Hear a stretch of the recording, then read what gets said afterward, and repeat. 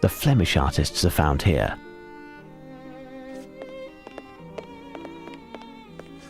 A Sunset by Rubens, one of the greatest Baroque painters of the 17th century and in the history of painting in general. Hearing, canvas by Gonzalez Cox. He earned his nickname Little Van Dyke through the elegance of his paintings. Look, a white horse standing by a sleeping man by Peter Verbeek, possibly derived from a 1652 print by Paulus Potter. Sight, portrait of Robert van der Hoek, by Gonzalez Cox, between 1614 and 1618, died in 1684. A family group by Gonzalez Cox. Portrait of a boy holding a rose, around 1660 and attributed to François de Chastel, a Flemish painter. Canvas painted around 1620, unknown artist from the Flemish school.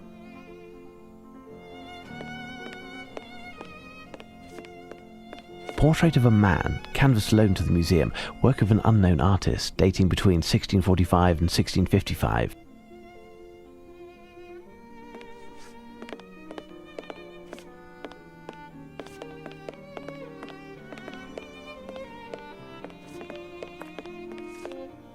The Countryside, painted by Salomon van Rushdael. Born in the first few years of the 17th century, died 1670. It makes you want to rest for a moment. Dutch Gallery. A winter scene with skaters near a castle by Averkamp, 1585 to 1634, one of the greatest painters from the Dutch school of the 17th century. He specialized in winter scenes. The painting originally extended into a square shape. A work by Jan Steen, painter of the Dutch school, a moralist. Willem van de Velde, a Dutch painter who dedicated his talent to the sea. A terrible naval battle scene by Ludolf Bashuizen.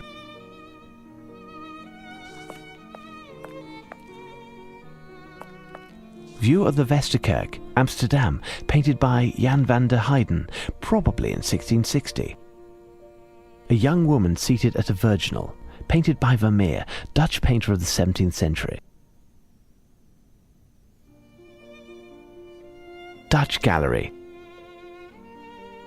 A canvas by Gerard ter Borch, Dutch subject and portrait painter, influenced by Velázquez.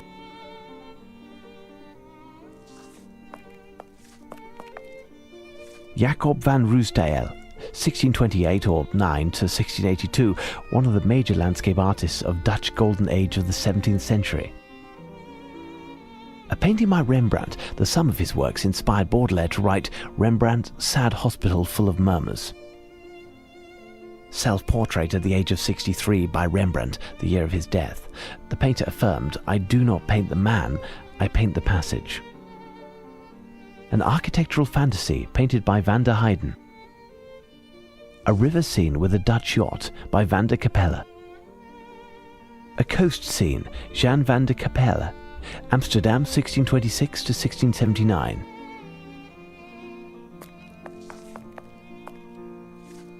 The Swearing of the Oath of Ratification, painted by Gerard ter Borch, born in Zwolle in December of 1608 and died the 8th of December 1681.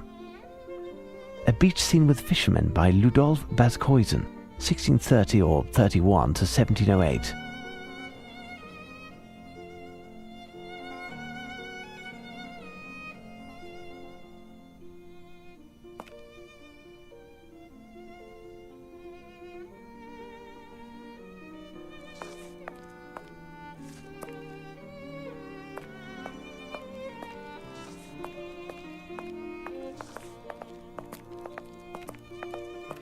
English Painters' Hall.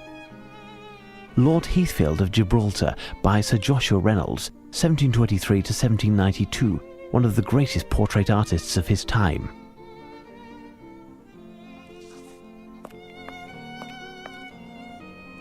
Self-portrait by William Turner, born in 1775, extraordinary English painter. Lady Coburn and Her Three Eldest Sons by Sir Reynolds. Queen Charlotte, painted by Sir Thomas Lawrence, an 18th century painter.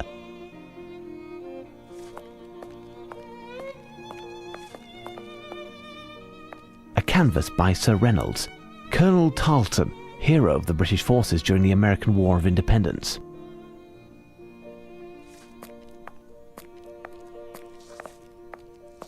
Dr. Ralph Schomburgk by Thomas Gainsborough, 1727 to 1788.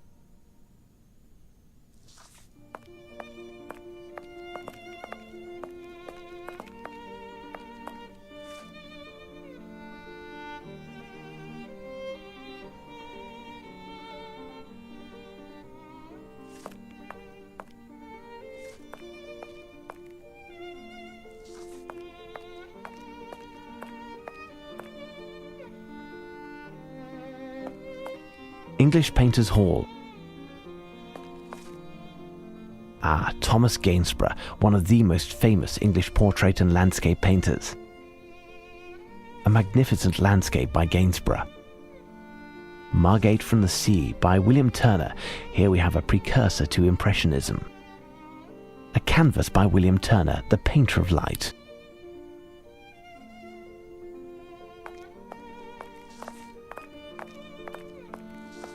John Constable. He managed to turn a boring part of England into a place you'd almost want to visit.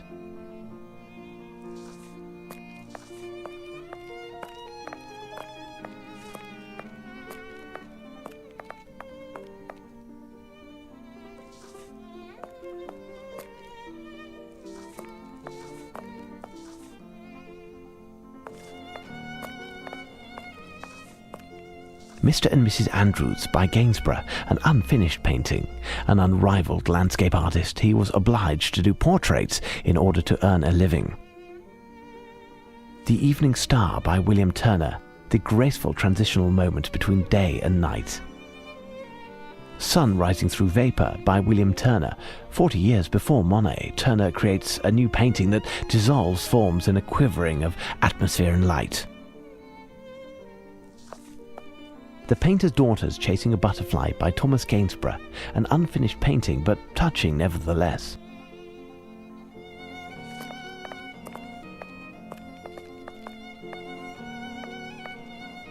French Painters Gallery. Jacques Cazot, portrait by Jean-Baptiste Perronneau, born around 1715, died 1783. Portrait of a Woman by Perronneau, French school, pastel on paper.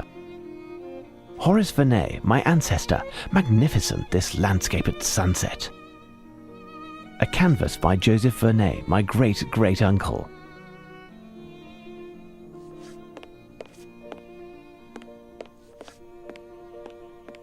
The Adoration of the Golden Calf by Nicolas Poussin, a classical French painter from the 17th century who spent most of his productive career not in Paris, but in Rome, on the fringes of the prominent schools of the era. A Canvas by Nicolas Poussin that tells of the discovery of Moses. Very nice.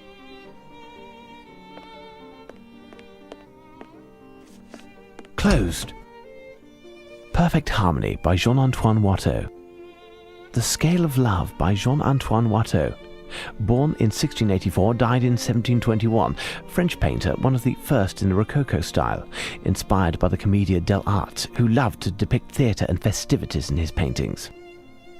The Emperor Napoleon I, or Bonaparte as we English prefer, painted by Horace Vernet.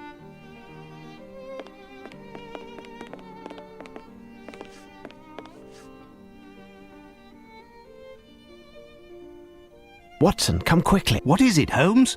What have you found? A painting by my great-uncle, Horace Vernet. I had forgotten that his work could be found here. It is certainly this ancestor to whom Lupin made reference in his letter. Such talent, don't you think? Who? Lupin? No, Vernet. Albeit Lupin also, but in a different field.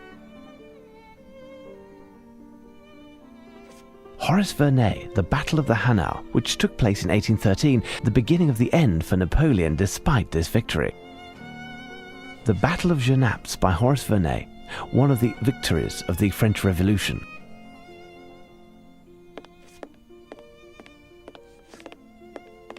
A Beautiful Landscape by Boucher, Françoise, a master of colour in the Age of Enlightenment. The Pt.2 by Françoise Boucher.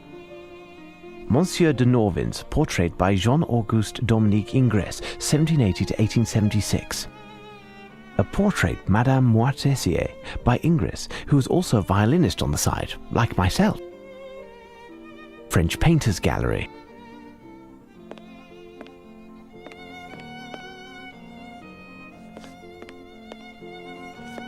The Spanish Painters Gallery. An Apostle, Josep de Ribera, 1591-1652. This canvas by Tiziano Vecellio, better known as Titian, is an allegory of prudence. It reads, "From the past, the man of the present acts prudently so as not to imperil the future." Wise advice. The Lamentation of the Dead Christ by Josep de Ribera, a Tenebrist painter. The Toilet of Venus by Diego Velázquez, who was considered, along with Francisco Goya and El Greco, as one of the greatest artists in all of Spanish history.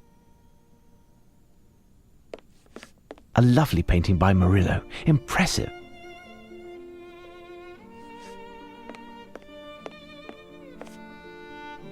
A Peasant Boy Leaning on a Sill by Bartolomé Esteban Murillo, 1617-1682.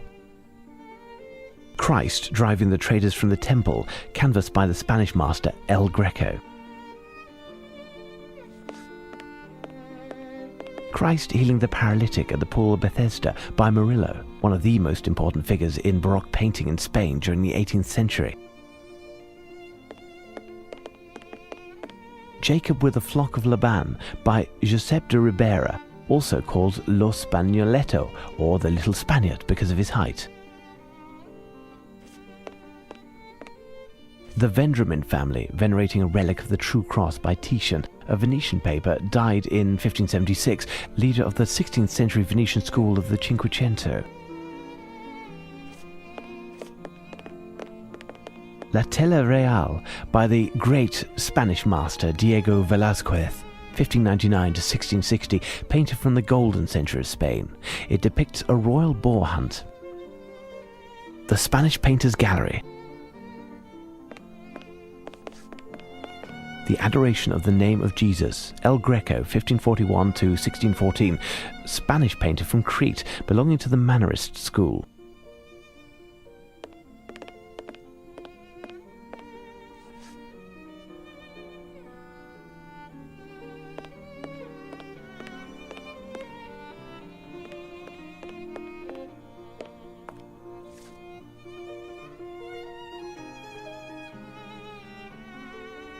I said I didn't want to be disturbed.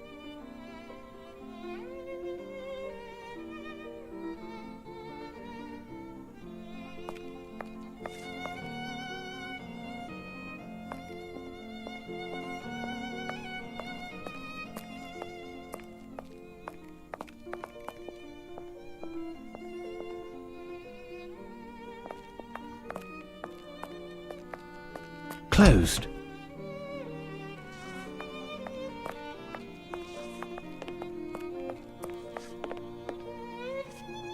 Closed.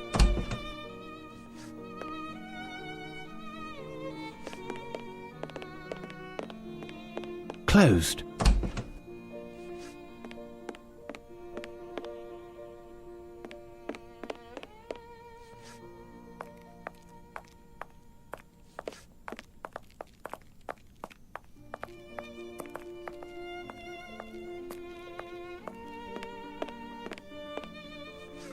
There's no inscription here. I'll speak to the director, perhaps.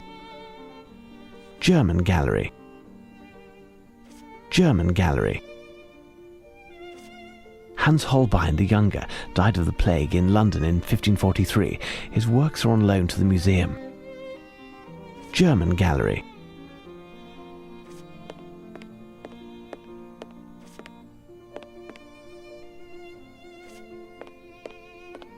Canvas by Adam Elsheimer, the most famous German painter at the beginning of the 17th century. A work that just exudes the joy of living by Lucas Cranach the Elder. Tobias and the Archangel Raphael by Adam Elsheimer, German painter. The Archangel should ask what kind of bait he used. This canvas was acquired in 1894 by the National Gallery. It was based on a composition he had previously done. Ooh, Judith in the Tent of Holofernes by Johann Liss, 1595 to 1631. What will she do with that head? The Virgin and Child by Albrecht Dürer, 1471 to 1528. Painter, mathematician, and foremost, an engraver, a virtuoso of the Buren.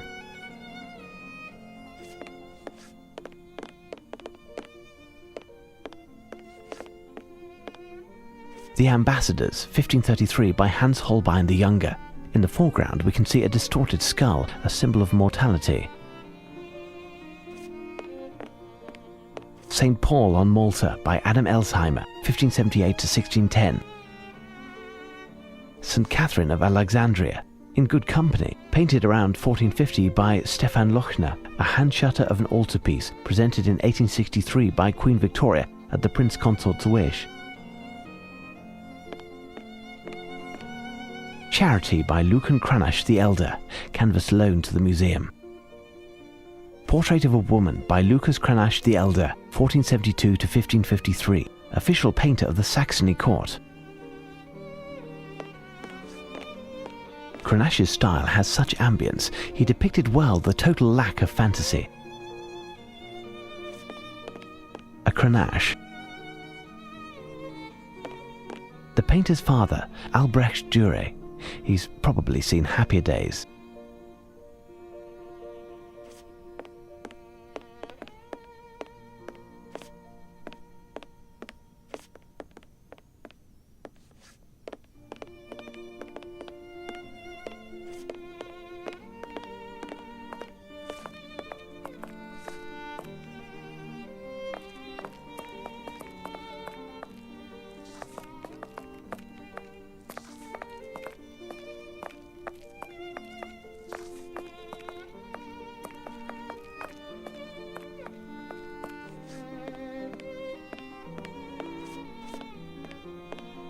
There, it seems that we've found the famous ledger. It's written in shorthand and there are hundreds of entries. Let's bring it to the archivist.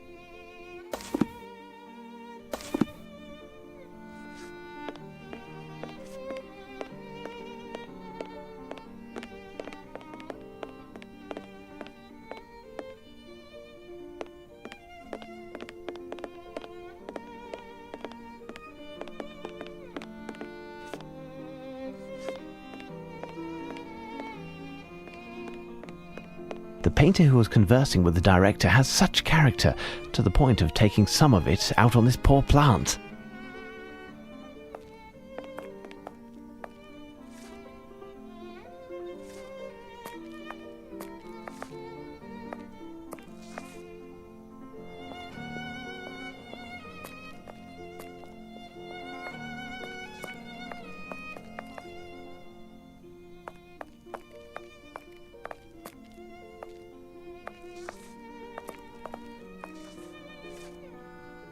Yes, Mr. Holmes? Farewell, Palinor.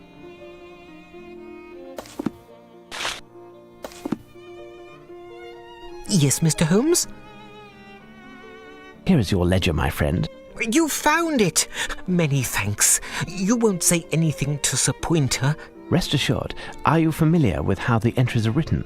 Everything seems to be abbreviated. I understand how to locate a thematic group and how to read a description, but I am struggling with the location codes. It's better than nothing at the moment. We're searching for a painting that has a connection to the Battle of Trafalgar. Depicting what exactly? According to this poem, it could be...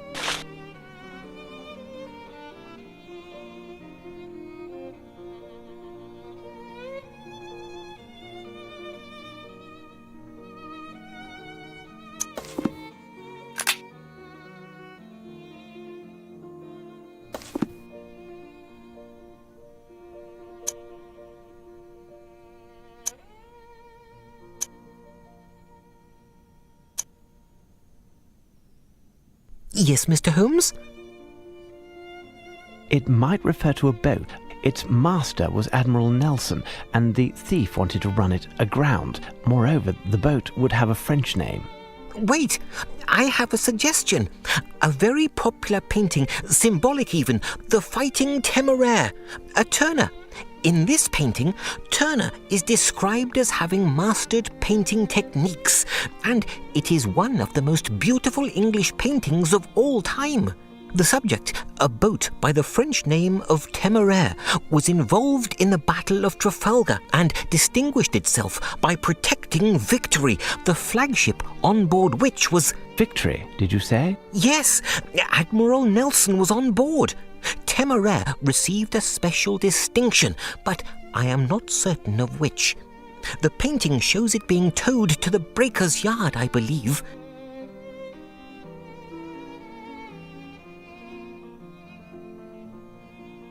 Where would I find it? I don't know. You would have to search through the English works of this century near the west section of the gallery. My thanks, Palinor. Come, Watson, let's take a look at the painting.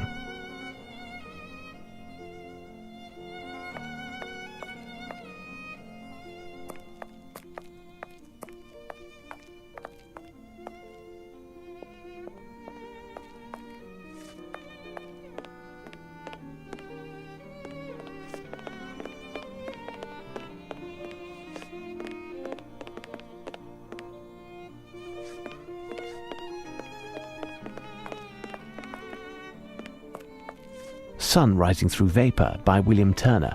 40 years before Monet, Turner creates a new painting that dissolves forms in a quivering of atmosphere and light.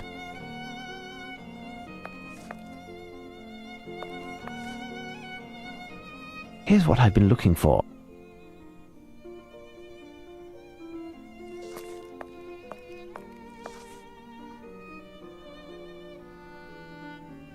The Fighting Temeraire. Splendid. What do you think? I agree it's splendid. The existence of this painting would seem to give credit to this whole affair. As long as this painting remains on this wall, this letter, even if it is eloquent and provocative, is nothing more than a letter. It is possible that all of this could be a hoax with no substance whatsoever. We will know soon enough, as the theft will have to take place tonight. We must warn the museum's director, Holmes. You are correct, Watson. Shall we?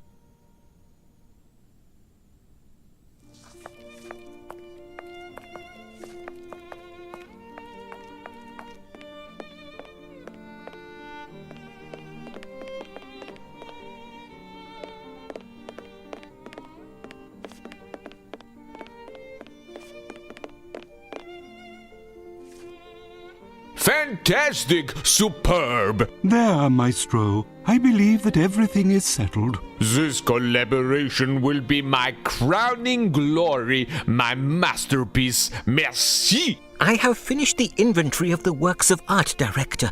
Oh, and I have the pleasure of introducing the great detective Sherlock Holmes and his companion, Dr. Watson. Good day, gentlemen.